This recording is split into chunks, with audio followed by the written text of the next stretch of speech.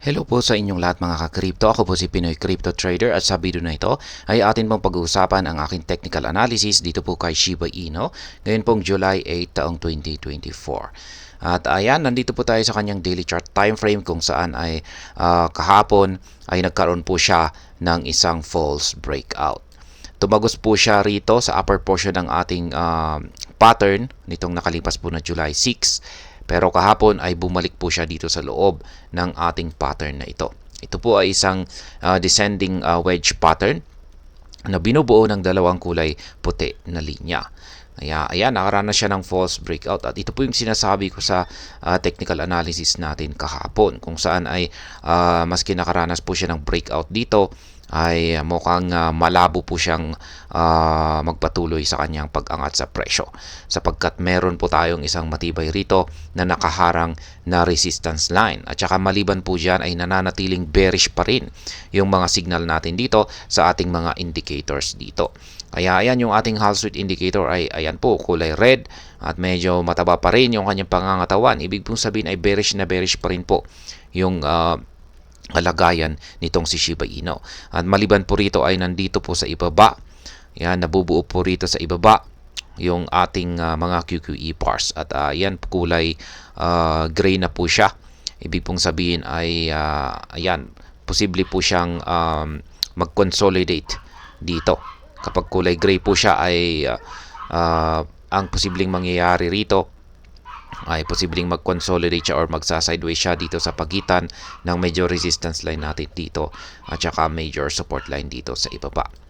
Kaya ayan po ang posibleng mangyari rito kung yan ay mababasag niya yung upper portion ng ating pattern dito. Pero pag nabasag niya yung major support line natin dito, ay ayan, magpapatuloy lamang po siya ulit sa kanyang pagbagsak hanggang sa umabot po siya rito sa sunod na major support line natin dito sa 40 digits 1168.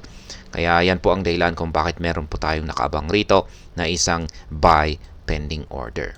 Kaya yan.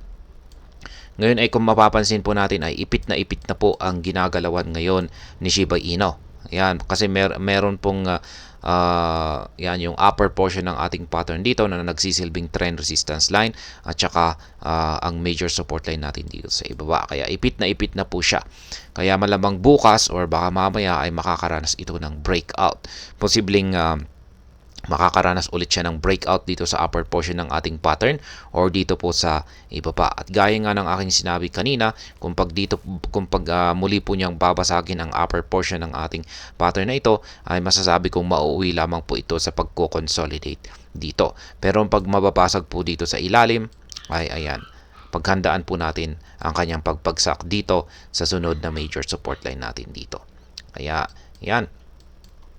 Yan po yung aking updated na mga live spot trading positions dito po kay Shiba Inu. Meron po akong 4 rito na mga sell pending orders or take profit na nakatapat po sa mga resistance line natin dito.